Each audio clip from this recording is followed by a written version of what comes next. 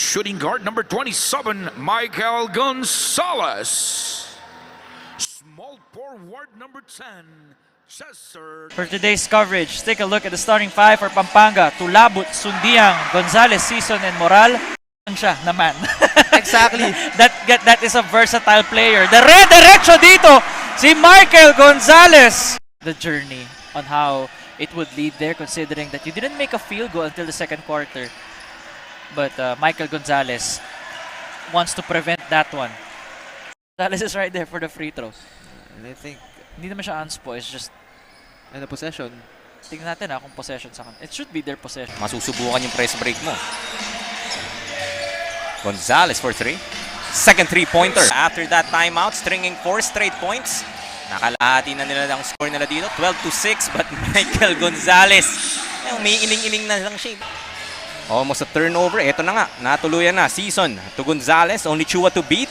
Using the left. Protecting the ball. Ang iba rin talaga yung going back to the report nga ni Mikey Cho. No? Yung, and I think yung salo-salo na sinasabi mo. Speaking of salo. So, ayun na nga. Pinapakita nila na kaya nga.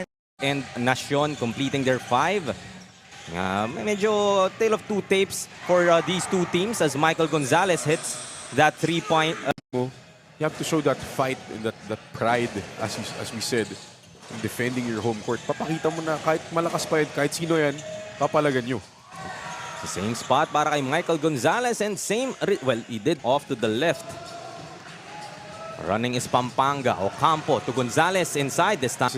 Pinapakawalan niya kaagad with a forward pass to whoever is ahead of him. Lina. And it shows for Pampanga Junior Giant Lanterns as Gonzalez.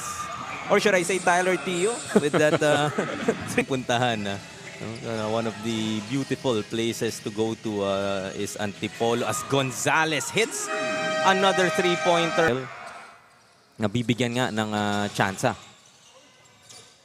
Moral, nice steal there. Michael Gonzalez with the left. Another assist para kay Moral. And yung closeout nga ni Nacion, yes, I know he is a shooter. Maybe ano yung proper closeout din siguro doon, Coach Mark. Monday, the last game day that we will have before our FIBA World Cup break. After this, we will see you on September 6th. This is obviously much closer as compared to our 14-under matchup. You have any thoughts at halftime, Coach Melo, as Michael Gonzalez converts to downtown? Right, another three-pointer and another miss. And that guy won't hesitate shooting threes. Itong si Joaquin Belen for Manila. That guy won't hesitate as well. Michael Gonzalez, kid, he was half his size. And now we're covering him in the Junior MPBL. One of these days, nasa professional na level na rin to. Why not? Third free throw is good for Michael. 2 out of 3. Everybody loves him. Kayo maiiwan ng malaki para pagbalik mo, you could still contribute. Kick it out to Gonzalez for an open 3. Gets that to go. Itong Pampanga. And it is showing. There's Michael Gonzalez for his second snipe of the ball game. 1 point. 1 point loss. lead, 1 point loss dito sa against Pampanga. Pero, well, try to, lang yan, abante nga, sabi nga nila. Fifth point. And a steal here by Abenojar. Abenojar wants to go all the way, gives it up to Gael Guevara. There's Gonzalez for the basket, and they retake the lead with 4 minutes and change here in the First quarter of action, Marikina able to find a response after that strong start nga ng Pampanga. Sila naman ang naghahanap ng responder rito as Michael Gonzalez gets a jumper. Defense dito para kay Guevara, no? Just standing his ground. Napigilan niya doon si Agono. Yan, the three-pointer from Gonzalez to the delight of the crowd of Pampanga. For Pampanga, you need to track him down. Ipitin na nga sila dito. Michael Gonzalez comes up with his steal and he will take it all the way. And Michael Gonzalez awakening the crowd of Pampanga. Giant Lanterns. They go to Moral. 15 to work with. Back to Michael Gonzalez. Open for a wide open 3. And that is good. Another three-pointer for Michael Gonzalez. Tapos ang buzzer. So look at our Apex Gaming 88 move off the game all the way from downtown. Michael Gonzalez, one of his several three-pointers. Pinana pa ang kanyang mga ilaw dito sa Brengiao Convention Center. Last 10 minutes of actions. Itong iinit nga, Gonzales, open and from the corner. Ooh, talaga naman mga shooters bounce. Tingnan mo naman siya. I bet sila yung naghipan. Kaya biglang pumasok. Di ba na yung magaling ka na, no? Nahaluan pa ng swerte. And ito, Gonzales once again. 5 straight points for the crowd favorite. Timeout nga dito ang Marikina. That is 15 points now for Michael Gonzales, extending this lead to their biggest in this ball game so far. 12 points, 72-60.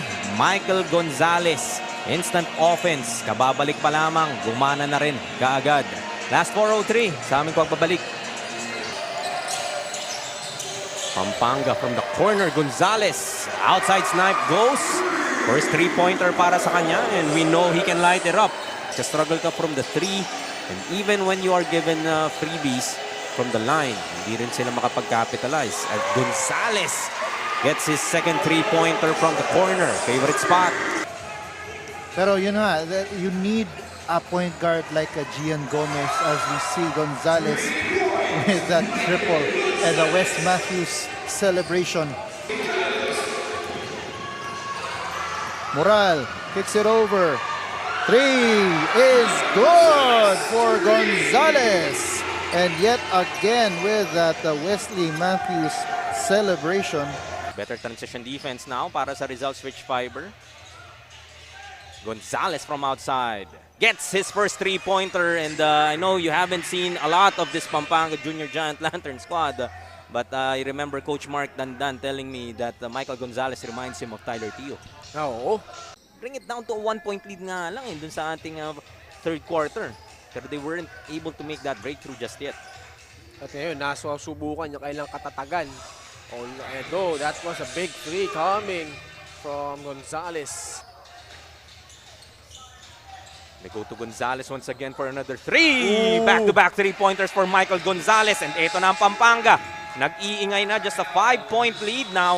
76-71. Big free throw para sa kanya. That rattles out. So one possession ball game pa rin, 79-76. Moral once again for Pampanga. Looking to attack. They kick it out. Michael Gonzales, another three-pointer, ties this ball game at 79. Third three-pointer para kay Michael Gonzales in this game. None bigger than that one. Michael Gonzales, Kenji Moral, finding a way back into this ball game. And total collapse from the Switch Fiber. Ang 15. Etong Rizal Switch Fiber. Well, 12 na lang after that triple. Mula dito kay Gonzales. Jerseys. Nobody there flashing middle to get that release pass. Gonzales fires a long bomb from the parking lot. And to the delight of this Pampanga home crowd. Steal. Gonzales. Pull up two-pointer. That's good for Gonzales. 5 points for this ball game. Patient offense execute. Against Gonzales. Second one for Gonzales. Perfect from the free throw line.